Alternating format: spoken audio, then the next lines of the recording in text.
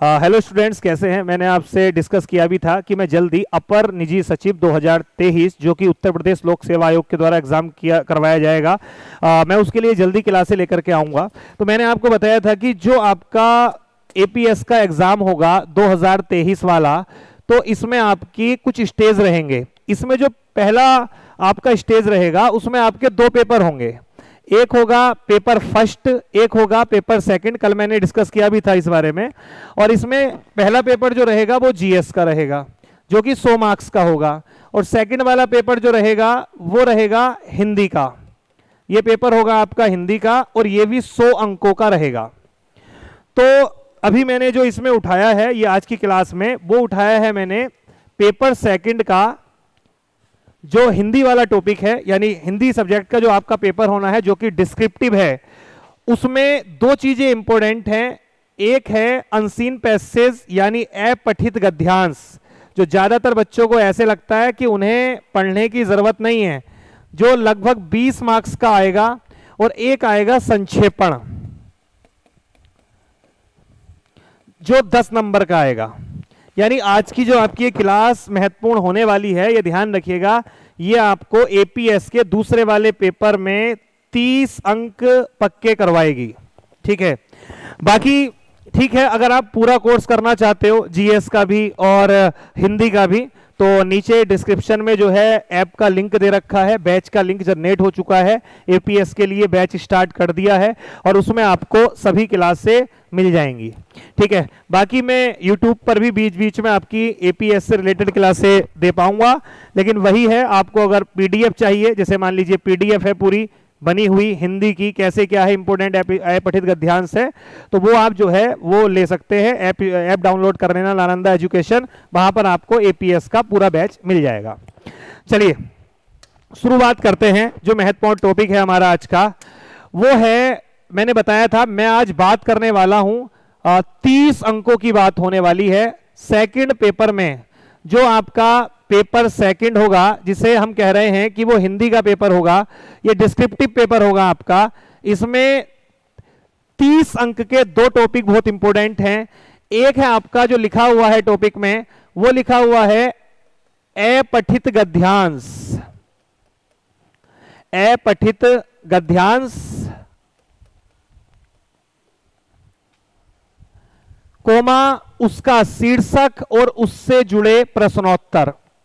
ये वाला जो टॉपिक है ये आएगा 20 नंबर का, यानी 20 मार्क्स का। क्या क्या इसमें कैसे आएगा वो मैं सब आपको बताऊंगा। उसके अलावा दूसरा आएगा संक्षेपण। देखो ये दोनों आपस में टॉपिक जुड़े हुए हैं, लेकिन ये अलग अलग आपके एग्जाम में आएंगे। ये आएगा 10 मार्क्स का। ठीक है।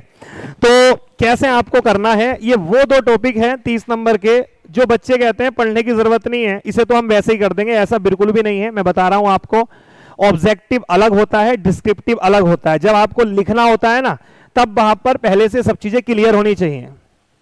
तो किस तरीके से क्वेश्चंस आएंगे, कैसे होगा, मैं आपको बताता हूं। सबसे पहली बात है, आपको पहले वाले टॉपिक में एक गद्यांश दिया हुआ होगा, अपठित गद्यांश। अपठित गद्यांश क्या होता है, पहले आप इस बात को समझिए। इसको जब तक आप नहीं समझोगे तब तक आगे की बात समझ में नहीं आएगी। अपठित गद्यांश का मतलब है, अपठित का मतलब है जो आपके सामने कभी नहीं आया हो, जो आपने कभी लाइफ में नहीं पढ़ा होगा, उसका मतलब होता है अपठित। और गद्यांश का मतलब समझ रहे हो, किसी भी कहानी से, किसी भी वक्तव्य से, किसी भी व्याख्या से एक छोटा सा अंश लेकर के आपको दिया जाएगा। फॉर एग्जाम्पल, गांधी जी के पूरे संपूर्ण जीवन से रिलेटेड कुछ भी होगा, उसमें से एक पैराग्राफ उठा करके आपको दे दिया जाएगा। और सामान्यतः ये वो कहानी होगी जो शायद आपके सामने कभी नहीं आई होगी, और इसे ही कहा जाता है अपठित गद्यांश। अपठित गद्यांश होगा। इसलिए ये तो आप कभी भी ना सोचें कि जो अपठित गद्यांश आपके सामने आने वाला है, आप उसके क्वेश्चंस पहले से पढ़ के जा सकते हो, ये कर सकते हो, ऐसा नहीं होगा। ये जो अपठित गद्यांश होगा, ये किसी भी चीज से जुड़ा हुआ हो सकता है। ये आपका किसी इतिहास की घटना से रिलेटेड हो सकता है, ये किसी नैतिक शास्त्र से जुड़ा हुआ हो सकता है, या नैतिक शिक्षा से जुड़ा हुआ हो सकता है, यह किसी राजनीतिक विषय से जुड़ा हुआ हो सकता है, और हो सकता है कि यह विज्ञान या पर्यावरण से जुड़ा हुआ हो। ठीक है, ये विज्ञान से भी रिलेटेड हो सकता है, ये पर्यावरण से भी रिलेटेड हो सकता है। कोई भी एक पैराग्राफ आपको दिया जाएगा, ये जो अपठित गद्यांश होगा ये आपके सामने आएगा, और इसमें फिर क्या होगा, आपसे कुछ क्वेश्चंस पूछे जाएंगे, जिसमें से क्वेश्चंस ऐसे नहीं होगा ऑब्जेक्टिव होंगे, वो लिखने के लिए आएगा। जैसे क्या आएगा, एक कि गद्यांश के लिए एक बढ़िया शीर्षक दीजिए। शीर्षक मतलब आप समझ रहे होंगे कि इस गद्यांश को एक क्या शीर्षक दें। तो पहला क्वेश्चन तो यही है, गद्यांश आ जाएगा और उस आपसे पूछा जाएगा शीर्षक। तो सबसे पहले हम बात करेंगे शीर्षक के बारे में ही कि शीर्षक क्या होता है। अभी आपने शीर्षक समझ लिया तो समझो एक क्वेश्चन पक्का, उसके अंक पक्के। और मैं गारंटी दे रहा हूं 100% वो शीर्षक आप उस तरीके से लिखोगे जैसे मैं बता रहा हूं, तो किसी भी कंडीशन में वो शीर्षक आपका गलत नहीं हो सकता। तो सबसे पहली बात हम करेंगे कि शीर्षक क्या होता है। भाई शीर्षक होता क्या है? सामान्य तौर पर आपको दी गई है एक व्याख्या, ये यानी एक पैराग्राफ दिया हुआ है, एक अपठित गद्यांश दिया हुआ है, और वो आपसे कह रहा है कि इसके लिए एक उपयुक्त शीर्षक दीजिए। तो शीर्षक का मतलब आपको किससे लगाना है मैं आपको बता रहा हूं। शीर्षक का मतलब आपको ऐसे शब्द समूह से लगाना है, ऐसे शब्द समूह से लगाना है कि यदि वो मैं आपको दूं तो आप कुछ कुछ ऐसा ही लिख पाओ।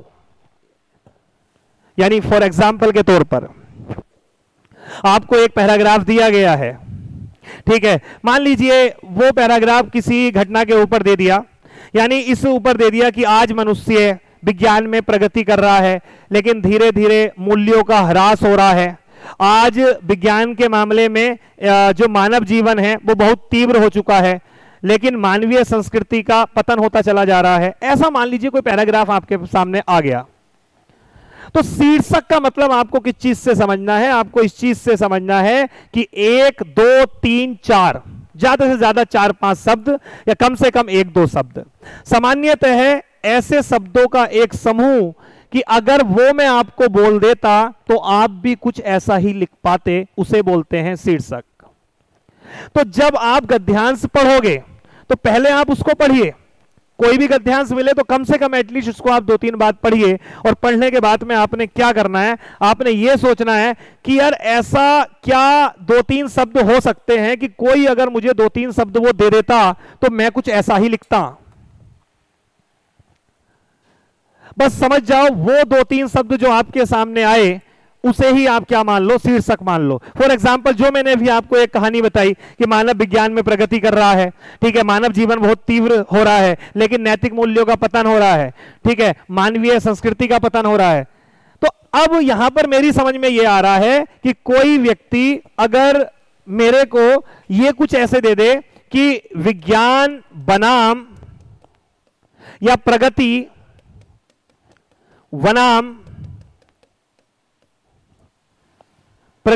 बनाम नैतिक मूल्य, ये तो अगर कुछ कोई मुझे ऐसे दे दे कि प्रगति बनाम नैतिक मूल्य यानी प्रगति वर्सेस नैतिक मूल्य, तो मैं सिंपल सी बात है मैं ऐसा ही कुछ लिखूंगा। मैं ये बात लिखूंगा कि हाँ प्रगति और नैतिक मूल्य में काफी बार विरोधाभास देखने को मिलता है और वर्तमान में मिल रहा है। मनुष्य प्रगति कर रहा है, ठीक है, मानवीय जीवन तीव्र हो रहा है, ठीक है, तीव्र होने का मतलब यह है विज्ञान चीजें बदल रही हैं, विषय वस्तुएं बदल रही हैं, लेकिन नैतिक मूल्यों में पतन हो रहा है। तो मुझे अगर कोई ये चीज दे तो सिंपल सी बात है मैं ऐसा लिख पाता। अगर मुझे ऐसे 2-3 शब्द मिल जाए तो उसे आप एक बेहतर शीर्षक मान सकते हो। तो सामान्यतः अभी मैं आपको कई सारे एग्जाम्पल कराऊंगा, कंटिन्यू आगे की जो क्लासें होंगी उनमें मैं रोज गद्यांश लेकर के आऊंगा, आपको दूंगा, उन गद्यांशों से फिर आप बेहतर सोच पाओगे। क्योंकि देखो आपको लिख करके आना है। अगर वैकल्पिक होता, ऑब्जेक्टिव होता, तब तो दिया हुआ होता, आप उनमें से एक बेहतर लगा देते। अब तो 1000 दिमाग 1000 लिखे जाएंगे, उसमें से सबसे बेहतर कोई 1-2 ही होंगे। ठीक है, तो सबसे बेहतर तरीका शीर्षक का होता है ये, और शीर्षक शायद आपको समझ में आ गया होगा। अगर मैं शीर्षक की परिभाषा दूं तो मैं कहूंगा ऐसा शब्द समूह जिसमें 2 से 4 शब्द हो लेकिन उसमें पूरे गद्यांश का भाव समाहित हो, उसे हम बोलते हैं शीर्षक।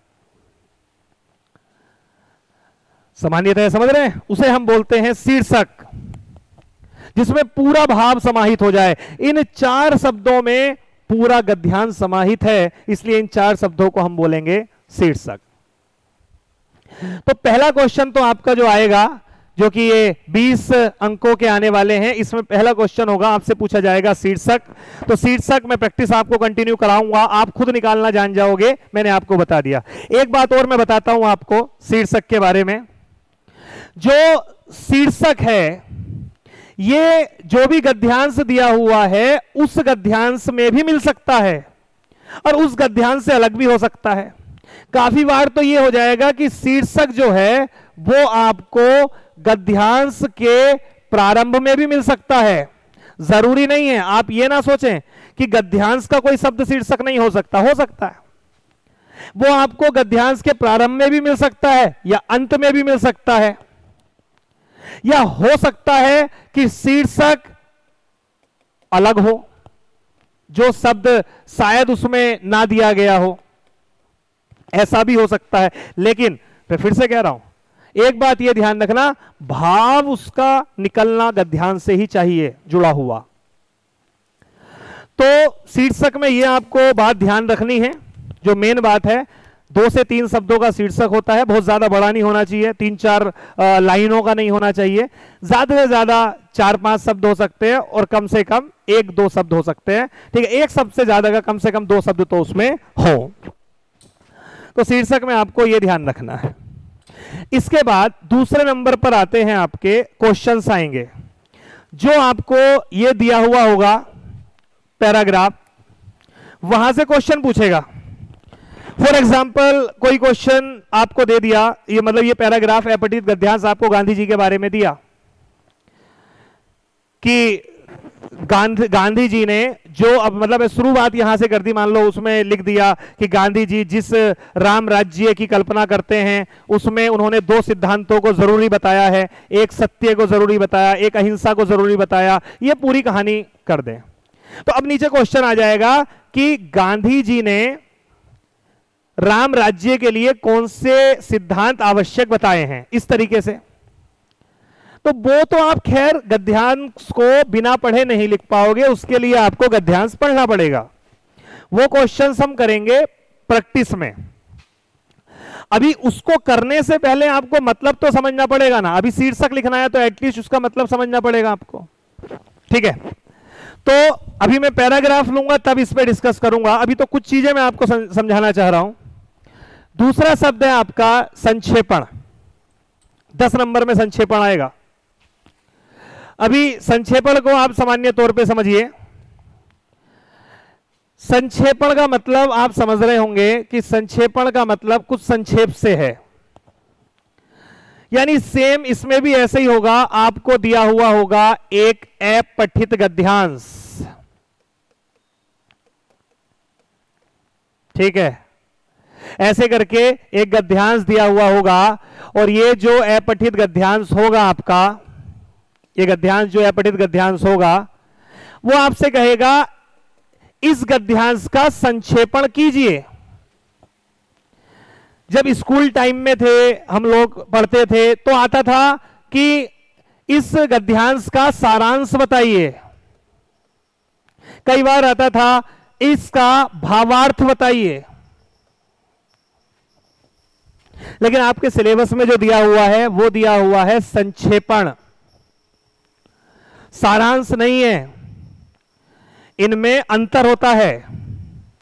संक्षेपण की अगर हम बात करते हैं तो आप समझिए, संक्षेपण का मतलब होता है किसी भी अपठित गद्यांश को छोटा करना, और वो भी क्रमबद्ध तरीके से, और पूरी की पूरी सूचना उसमें हो, चीजें व्याकरण के अनुसार सम्मत हो, भाषा सरल हो, ये सब चीजें विशेष ध्यान में रखी जाती हैं। अभी मैं आपको जब घर से एक गद्यांश दूंगा, आपको उसका संक्षेपण अपने से लिखना है, फिर मैं उसको बताऊंगा उसको कैसे लिखा जाएगा, लेकिन सामान्यतः 10 मार्क्स है, इस बात को समझना। देखो, पहली बात है, संक्षेपण की कुछ विशेषता होती है, कुछ विशेषता होती है, वो बहुत महत्वपूर्ण है, कुछ विशेषता, और विशेषता के साथ साथ कुछ नियम हैं, वो बहुत महत्वपूर्ण है। सबसे पहले अगर हम बात करें विशेषता के बारे में संक्षेपण में, तो सबसे पहली विशेषता इसकी यह होती है कि यह संक्षिप्त होता है। यानी संक्षिप्त का मतलब यह हुआ, जो दिया हुआ है सेम वैसा नहीं लिखा जाएगा, संक्षिप्त लिखा जाएगा, छोटा लिखा जाएगा। अब छोटे का मतलब कितना होता है? शीर्षक भी छोटा है। छोटे का मतलब सामान्य तौर पर अगर कोई शब्द सीमा दी हुई नहीं है तो आपको गद्यांश का 1/3 करना है। यानी अगर मान लीजिए ये आपको 400 शब्द का दिया हुआ है, तो अनुमान के अनुसार लगभग आपको संक्षेपण में कुछ 160-170 शब्द लिखने हैं। मतलब लगभग मान के चलो 100 नहीं 150, अगर आप 1/3 निकालोगे तो लगभग 150, 140 हो जाए, 150 हो जाए, 130 हो जाए, उतना लिखना है। अगर उसमें वो शब्द दे दे कि उपर्युक्त गद्यांश का 200 शब्दों में संक्षेपण करें, 100 शब्दों में संक्षेपण करें, तो आपको उसको ध्यान रखना है। नहीं तो आपको अपनी इच्छा से कितना करना है, इसको 1/3 करना है। और 1/3 के लिए गिनने नहीं है शब्द, अनुमानतः है, आपको लाइन से पता चल जाएगा। अगर एक लाइन में इधर आपको मोटा मोटा पता चल जाएगा कि गद्यांश में 400 शब्द है, 500 शब्द है, तो आपको पता चला कि मेरे को 150 का लिखना है, तो एक लाइन में अगर 10 आ रहे हैं तो मेरे को 15 लाइन लिखनी है। तो पहली विशेषता होती है कि यह संक्षिप्त होता है। ठीक है, अब दूसरी बात क्या है? दूसरी विशेषता इसकी होती है कि पूर्णता होती है इसमें। पूर्णता, पूर्णता का मतलब समझ रहे हो? ऐसे नहीं संक्षेप करना है, आपने यहां से लिया, बीच का कुछ छोड़ दिया, आपने कहीं से ले लिया, एक पूरा पार्टी गायब कर दिया, या यहां तक का ले लिया, इससे नीचे का छोड़ दिया, ऐसा नहीं होता। पूर्णता होती है, अर्थ में पूर्ण ही होगा। अगर कोई संक्षेपण को पढ़ ले और इसको पढ़े तो कहेगा बात एक ही है, बस अंतर है ये छोटा है, सार छिपा हुआ पूरे का ही है। तो दूसरी बात होती है कि इसमें क्या होती है? पूर्णता होती है। तीसरी बात जो इंपॉर्टेंट है वो होती है भाषा सरल। यानी आपको ऐसी भाषा का प्रयोग नहीं करना जो इतनी मुश्किल हो, जो अपठित गद्यांश से अलग चली जाए। आप संक्षेपण कर दो और ऐसी भाषा का कर दो कि इतना क्लिष्ट हो जाए कि समझने वाले के लिए मुश्किल हो जाए। यानी मान लो चर्चा चल रही है रेलगाड़ी के ऊपर और आप उसे लिख रहे हैं दुख दुख लोहपतगामिनी, तो वैसा नहीं, तो वैसा नहीं करना है। मतलब शब्द जो है वो सरल होने चाहिए, आम व्यक्ति को समझ में आ जाए। बात समझ रहे हैं? तो भाषा सरल होनी चाहिए, और भाषा सरल के साथ साथ जो मेन बात है वो है चीजें व्याकरण सम्मत होनी चाहिए। व्याकरण सम्मत का मतलब वो व्याकरण के अनुरूप चीजें होनी चाहिए। वचन हो, कारक हो, जो भी हो व्याकरण के अनुरूप हो। ऐसे नहीं कि आपने स्थानीय शब्दों का प्रयोग कर दिया, यहां पर कुछ है यहां कुछ कर दिया। वहां पे लिखा हुआ है कि गांधी जी ने दक्षिणी अफ्रीका से भारत में आकर के चंपारण, खेड़ा और अहमदाबाद जैसे आंदोलन चलाए, और आपने इसको तोड़ मरोड़ के स्थानीय भाषा में लिख दिया। तो वैसा नहीं, मतलब व्याकरण के हिसाब से कि आपने लिख दिया जारिया है, वो बाजार को जारिया था, आरिया था, वो नहीं। समझ रहे हो ना मेरी बात को? वैसा नहीं करना यार। खास करके व्याकरण सम्मत जो एक सामान्यतः है चीजें हैं, ठीक है, जो हिंदी के मानकीकरण में इस्तेमाल होती है, व्याकरण का जो मानकीकरण हो चुका है उसको आपको इस्तेमाल करना है। ठीक है, तो संक्षिप्त होना चाहिए, पूर्णता होनी चाहिए, भाषा सरल होनी चाहिए, और जो व्याकरण सम्मत चीजें होनी चाहिए वैसे कोई स्थानीय चीजों का, स्थानीय शब्दों का आपको अपने हिसाब से कोई ऐसा प्रयोग वगैरह नहीं करना है। अगली बात है, आपको चमत्कारी शब्दों का प्रयोग नहीं करना, यानी जो मुहावरे हैं, वैसे लोकोक्तियां हैं, उनका प्रयोग वैसे का हुबहू नहीं करना। मान लो कोई मुहावरा है या कोई कथन है, इसको आपको अगर वो यहां पर लिखा हुआ है तो वो आपको संक्षेपण में नहीं डालना है। बात समझ रहे हैं?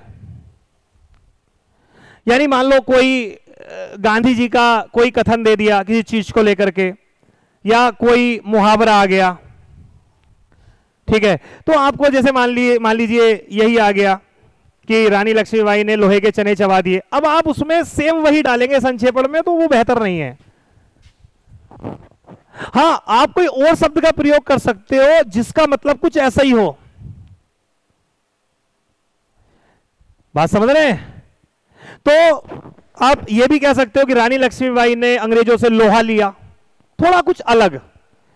आपको सेम मुहावरे और सेम कथन का प्रयोग नहीं करना है, वो गलत इफेक्ट जाता है संक्षेपण में। यह बात खास तौर पे आपको ध्यान रखनी है, ठीक है। तो हमें संक्षिप्त करना है, पूर्ण भाव लेके चलना है, भाषा सरल होनी है, ज्यादा क्लिष्ट शब्दों का प्रयोग नहीं करना है, और व्याकरण सम्मत चीजें होनी है। और इसके अलावा एक मैंने आपको बता दिया, मुहावरे और कथन का इस्तेमाल नहीं करना है। एक सबसे बड़ी बात जो है वो ये है, इसमें आपको इसमें क्रमबद्धता का भी एक ध्यान रखना है। संक्षेपण में क्रमबद्धता होती है, ऐसे नहीं है कि आपने शुरू कर दिया और इसको लास्ट, क्योंकि संक्षेपण कोई भाव नहीं है। संक्षेपण रियन में क्या है, किसी व्याख्या या किसी वक्तव्य का क्रमबद्ध संक्षिप्त रूप है, यानी पूरी कहानी को आपको छोटा करना है। संक्षेपण आप ऐसे मान लो, आपको मैंने एक मूवी दिखाई कोई 3-4 घंटे की, अब मैं आपसे कहता हूं यार सेम स्टोरी सेम चीजें, और आपको इसको 1 घंटे में दिखाना है या 50 मिनट में दिखाना है, तो आप उसमें क्या करोगे, कुछ फालतू की चीजें कट कर दोगे, जैसे गाने हैं वो हटा दोगे, बात समझ रहे हैं, मुहावरे हैं, कथन हैं, उन सबको हटा दोगे। कोई वार्ता हो रही होगी बीच में, उसको आप क्या कर दोगे, कट करके सीधी सीधी बात कर दोगे।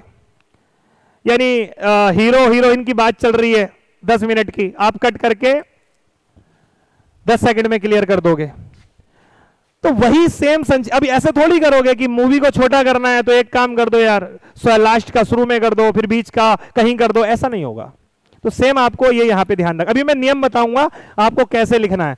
ये क्लास आपके लिए काम की रहने वाली है, पूरी क्लास को समझना। और मैं फिर से कह रहा हूं, बहुत चेंज आएगा लिखने में।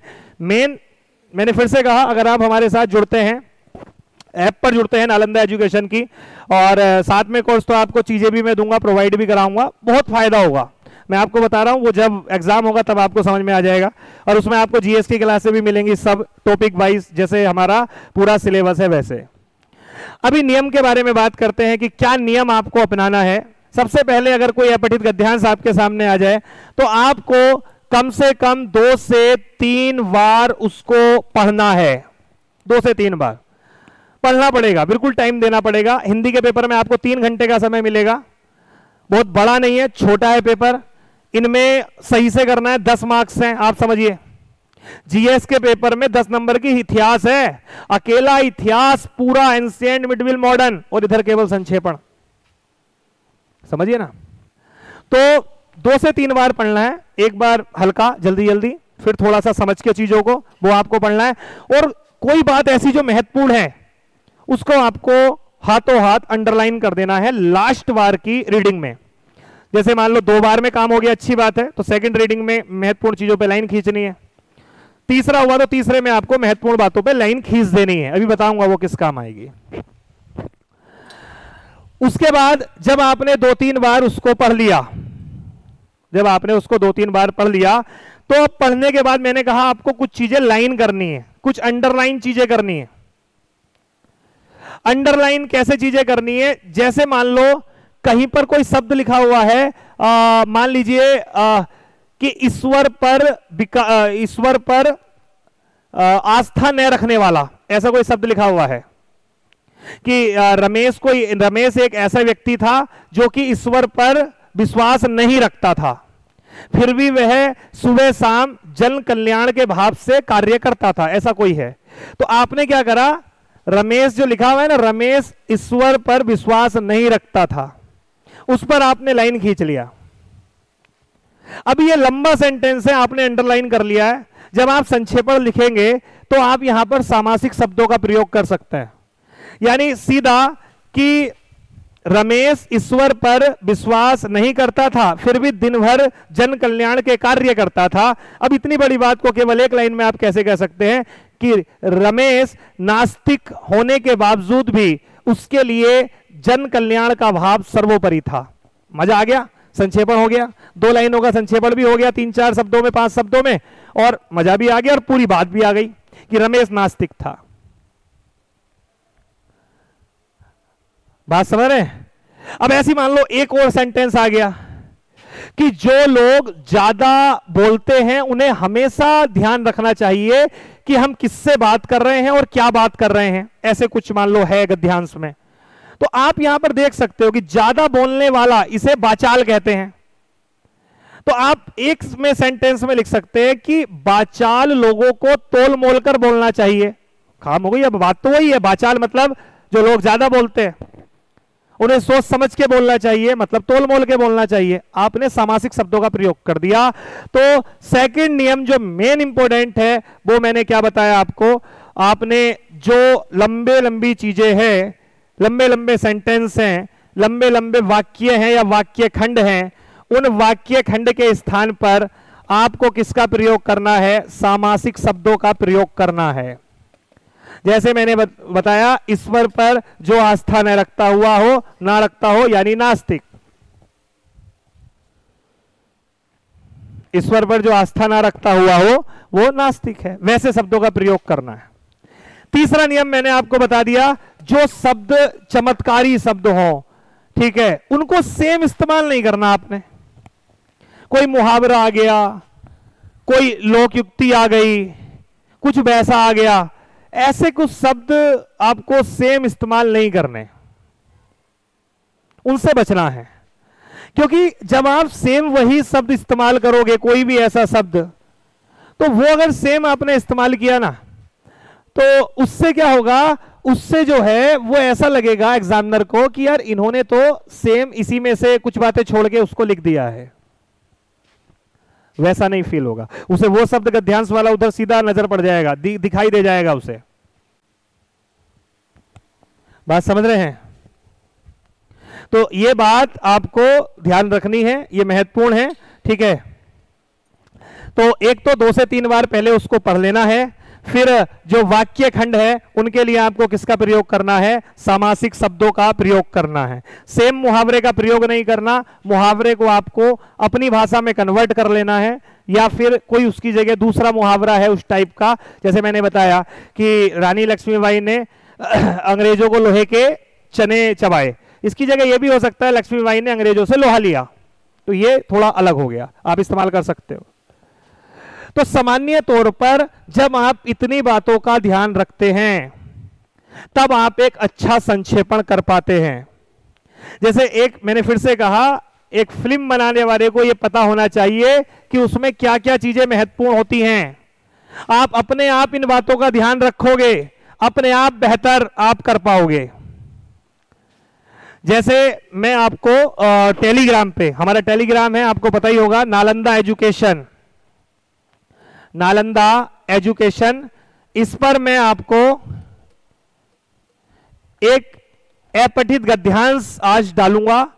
आपको 2 चीज उसके बारे में लिखनी है, एक तो शीर्षक क्या हो सकता है उसका, और एक उसका संक्षेपण। आपको अपने से करना है इस क्लास को देखने के बाद। अभी मैंने कुछ ऐसा पढ़ाया नहीं है, क्या क्या चीजें होती हैं कुछ नहीं पढ़ाया, लेकिन आप बेहतर लिख पाओगे, बेहतर कर पाओगे, मुझे उम्मीद है। मैं आपके सामने एक पैराग्राफ है जो मैं आपके सामने डिस्कस करना चाहता हूं, ठीक है। एक बार जरा वो इस पे खोल दीजिए बोर्ड पर ना, ठीक है। और चीजों को आपको नोट करने की जरूरत इसलिए नहीं है, और जितनी भी इसके ये मैंने आपका लिखा है सामने, इसके सबके स्क्रीनशॉट मैं आपको सेंड कर दूंगा। आप हमारी जो ऐप है नालंदा एजुकेशन, उसके नीचे ये सब मैं डाल दूंगा। और उसके अलावा इस तरीके के नोट्स हैं, जैसे जितनी बातें मैंने आपको बताई है घर पढ़ने के लिए, ये नोट्स हैं।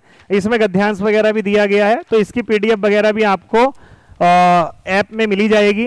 नीचे पीडीएफ वाला जो फोल्डर बना हुआ है वहां आपको मिल जाएगी। ठीक है, अभी मैं एक गद्यांश देता हूं।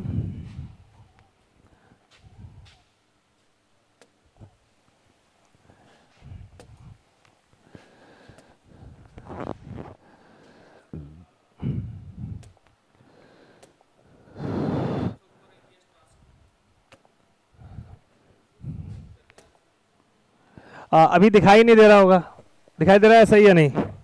हाँ, छोटा आ रहा है। ये कलर थोड़ा सा ग्रीन है, नहीं तो ब्लैक होता तो ज़्यादा बेहतर होता। चलो कोई बात नहीं, दिखाई नहीं दे रहा है इसमें। मैं इसको आपको जब जितनी प्रैक्टिस कराऊंगा तो मैं इसको ब्लैक रखूंगा और उसको व्हाइट रखूंगा, तब आपको दिखाई देगा। ये वाला गद्यांश मैं आपका डलवा दे रहा हूँ। पूरा गद्यांश है आधुनिक मानव समाज में एक और विज्ञान को भी चकित कर देने वाली उपलब्धियों से निरंतर सभ्यता का विकास हो रहा है। तो मतलब पूरा पैराग्राफ है, मैं आपको इसको सेंड कर दूंगा। आज की क्लास से कुल मिलाकर के ये निष्कर्ष निकलना चाहिए कि आप किसी भी गद्यांश का शीर्षक अच्छा लिख दो, और दूसरी बात आप संक्षेपण बेहतर कर लो। अगर आपने ये 2 काम कर लिए तो यकीन मानना 30 नंबर आपके पक्के हैं, केवल ये इस क्लास से। बाकी आगे की जो चीजें हैं मैं चीजें बताऊंगा, प्रैक्टिस कराऊंगा, उसमें बहुत कुछ चीजें हम डिस्कस करेंगे, तो उसके लिए आप आगे जुड़ सकते हैं। मैंने फिर से बताया है, नीचे टेलीग्राम का लिंक दिया गया है, और साथ ही साथ नीचे डिस्क्रिप्शन में आपको ऐप की जानकारी मिल जाएगी। वहां से आप ऐप डाउनलोड कर सकते हो और जा करके कोर्स में इनरोल करा सकते हो। Okay, bye bye.